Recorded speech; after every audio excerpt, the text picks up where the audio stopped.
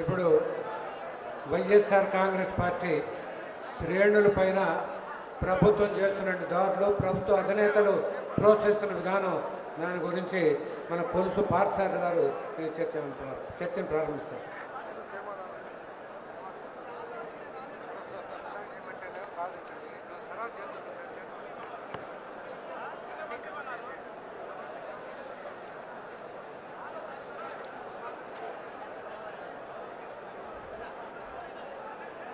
ఈనాటి సమావేశానికి ముఖ్య అతిథి అయిన మన ప్రియతమ నాయకుడు, కోట్లాది మంది తెలుగు ప్రజల గుండెల్లో కలకాలం నిలబడటానికి, వారికి మంచి చేయటానికి ఆర్ఎన్ఎస్లో కష్టపడుతున్న మన ప్రియతమ నాయకుడు జగన్మోహన్ రెడ్డి గారికి, వేదిక మీద ఉన్న ఇతర పెద్దలకు, ఇక్కడికి విచ్చేసిన వైఎస్ఆర్ కాంగ్రెస్ పార్టీ కార్యకర్తలకు, నాయకులకు కూడా నా హృదయపూర్వక నమస్కారాలు. విలేకరుల సోదరులకు కూడా.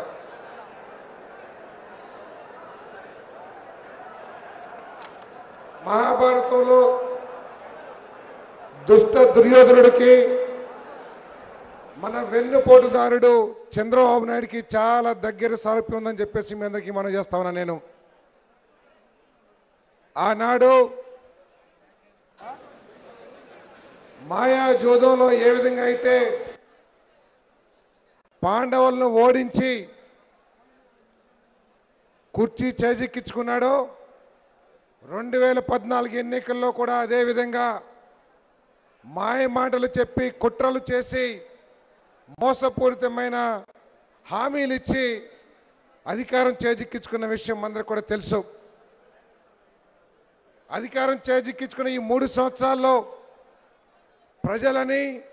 ప్రజల సంక్షేమాన్ని గాలికొదిలేసి రాష్ట్ర అభివృద్ధి, రాజధాని అభివృద్ధి, సింగపూర్ రాబందులకు, తెలుగుదేశం పార్టీ రాబందులకు అప్పచెప్పి కేవలం ఈ ప్రతిపక్షాన్ని ఏ విధంగా అణగదొక్కాలి అని చెప్పేసి ఒక దురుద్దేశపూరితమైన ఆలోచన చేస్తున్నానని చెప్పేసి మీ అందరికీ మనం చేస్తా ఉన్నా. నేను ఆయన అధికారంలోకి వచ్చినప్పటి నుంచి ఇప్పటి వరకు దాదాపు 17 మందిని పొట్టన పెట్టుకుంది ఈ ప్రభుత్వం అని చెప్పేసి మీ అందరికీ సవనిగా మనం చేస్తా ఉన్నా. నేను 17 మందిని పొట్టన పెట్టుకుంటమే కాకుండా దాదాపు కొన్ని వందల మంది మీద భౌతికంగా దాడులు చేసి గాయపరిచిన విషయాన్ని కూడా మీ అందరికి దృష్టికి తీసుకొస్తా ఉన్నా. నేను ఆయన ప్రజలకి మేలు చేసి, ప్రజలకు సేవ చేసి మళ్ళీ ఎన్నికల్లో గెలవాలని ఆలోచన చేయటల్లా,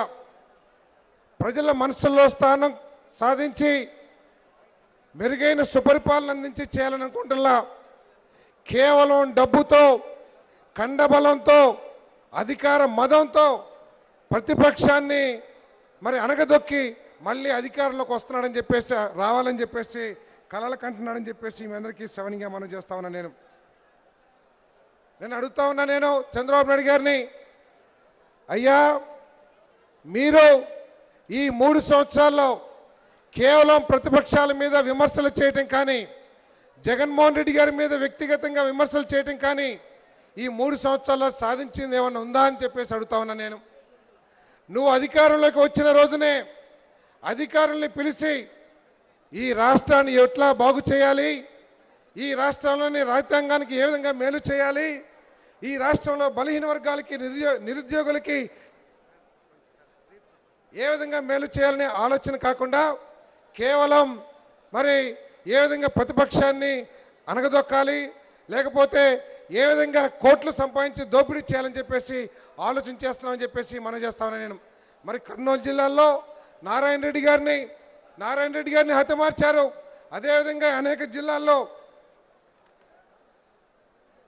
గోవిందపల్లి గ్రామం, ఆళ్లగడ్డ నియోజకవర్గంలో ఇందూరు ప్రభాకర్ రెడ్డి గారిని, వేంపల్లి మండల ఉపాధ్యక్షుడు గజ్జల రామరెడ్డి గారిని, ఈ విధంగా కుమారుడు గుంటూరు జిల్లాలో సాంబయ్య గారిని, ఈ విధంగా అనేక మందిని హతమార్చి తెలుగుదేశం పరిపాలనని ఏదో బలోపేతం చేసుకోవాలని చెప్పి ఆలోచన చేస్తూ ఉన్నాడు. వైఎస్ఆర్ కాంగ్రెస్ పార్టీ కార్యకర్తలు ఏ పని చేసినా కూడా ఎవరన్నా డీలర్ ఉంటే డీలర్షిప్లు క్యాన్సిల్ చేస్తూ ఉన్నారు. గ్రామాల్లో చిన్న చిన్న తగాదాలుంటే వాళ్ళ మీద పెద్ద పెద్ద మరి కేసులు పెట్టి వాళ్ళు వేధించే కార్యక్రమాలు చేస్తూ ఉన్నారు. ఎవరైనా ప్రభుత్వంతో సంబంధం ఉన్నా ఏదైనా పనులు చేసుకుంటా ఉంటే వాళ్ళని ఇబ్బంది పెట్టే కార్యక్రమాలు చేస్తూ ఉన్నారు. ఏ చంద్రబాబు, మీ మీద ఇంతకింతకి కసి తీర్చుకుంటాం, తప్పకుండా తీర్చుకుంటామని చెప్పేసి మీ అందరికీ మనం చేస్తా ఉన్నాను. మేము కసి తీర్చుకుంటామంటే, జగన్మోహన్ రెడ్డి కసి తీర్చుకుంటామంటే నీలాగా హత్యలు చేసి కాదు, రాష్ట్రంలో పేద ప్రజల గుండెల్లో స్థానం సంపాదించి ఇంటింటికి సంక్షేమ కార్యక్రమాలని వరదలా ప్రవహింపజేసి నీ మీద కసి తీర్చుకుంటాం. చంద్రబాబు నాయుడు, నీ మీద తప్పకుండా కసి తీర్చుకుంటాం. మేమేమి వేధించి కాదు, మేము సుపరిపాలన, రాష్ట్ర అభివృద్ధి ఏ విధంగా ఉంటుందో చూపించి నీ మీద కసి తీర్చుకుంటామని చెప్పేసి మనం చేస్తా ఉన్నాను నేను. అంతేకాదు, మేము జగన్మోహన్ రెడ్డి గారు ముఖ్యమంత్రి అవ్వటం తథ్యం. అయిన తర్వాత మన కార్యకర్తలందరికీ కూడా అండగా ఉండి వాళ్ళు పడ్డ కష్టాలన్నిటికీ కూడా ఉపశమనం కలిగించే విధంగా పరిపాలన చేస్తారని చెప్పేసి కూడా మీ అందరికీ సవినీయంగా మనం చేస్తా ఉన్నాను నేను. మరి అంతేకాదు, ఈరోజు రాష్ట్రంలో ఏం జరుగుతుందో ఒకసారి ఆలోచించండి. ఇసుక, మట్టి, దొరికిన చెత్తంతా కూడా అమ్ముకుని జేబులు నింపుకునే దౌర్భాగ్య పరిస్థితికి ఈరోజు తెలుగుదేశం ప్రభుత్వం దిగజారిందని చెప్పేసి మనం చేస్తా ఉన్నాను. ఉచిత ఇసుక ఇస్తున్నారు. ఆ రోజు రాజశేఖర రెడ్డి గారు కూడా ఉచిత ఇసుక ఇచ్చారు. ఎవరికి ఇచ్చారు? ప్రభుత్వం పేదవాళ్ళకి గృహ నిర్మాణం చేస్తూ ఉంటే వాళ్ళని ఆర్థికంగా ఆదుకోవాలనే ఉద్దేశంతో ఉచితంగా ఇసుక ఇచ్చాం. కానీ వీళ్ళలాగా వేల కోట్ల రూపాయలు దోచుకుంటానికి, లేకపోతే కాంట్రాక్టర్లకి, పెట్టుబడిదారులకి ఉచితంగా ఇసుక ఇచ్చే కార్యక్రమం చేయలేదని చెప్పేసి మనం చేస్తా ఉన్నాను. నిన్ననే ఈనాడు పత్రికలో పడింది, ఈ 2017 సంవత్సరంలో లారీ ఇసుక 25,000 రూపాయలకి అమ్మారు. ఒకవేళ ఉదాహరణకి 9,000 రూపాయలు కిరాయి ఉన్నా మిగతా 17,000 రూపాయలు ఎక్కడికి పోయింది? కొన్ని లక్షల లారీల ఇసుక అమ్ముతున్నారు ఈ రాష్ట్రంలో.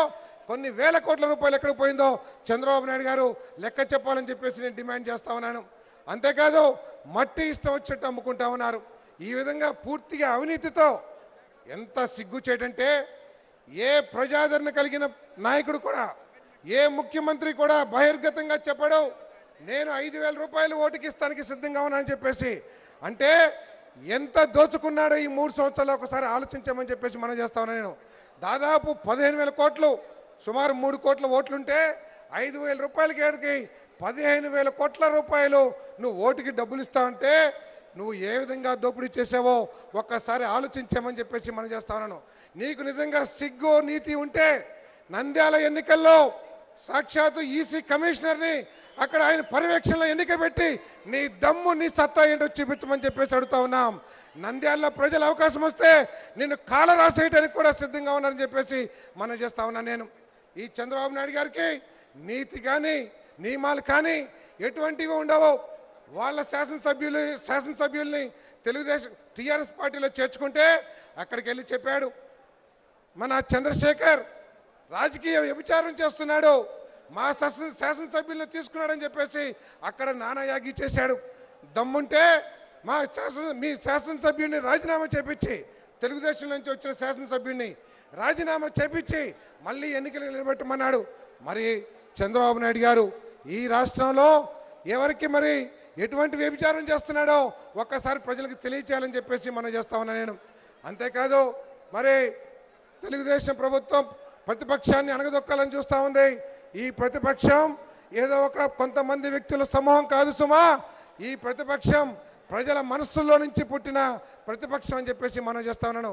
ఈ ప్రతిపక్షాన్ని అణగదొక్కడానికి నీ బాబు తరం కాదు కదా, నిన్ను పుట్టించిన జేజమ్మ తరం కూడా కాదని చెప్పేసి మనం చేస్తూ రాబోయే రోజుల్లో మరి జగన్మోహన్ రెడ్డి గారు ముఖ్యమంత్రి అవడం తథ్యం అని చెప్పేసి మీదకి మనం చేస్తూ సెలవు తీసుకుంటాను.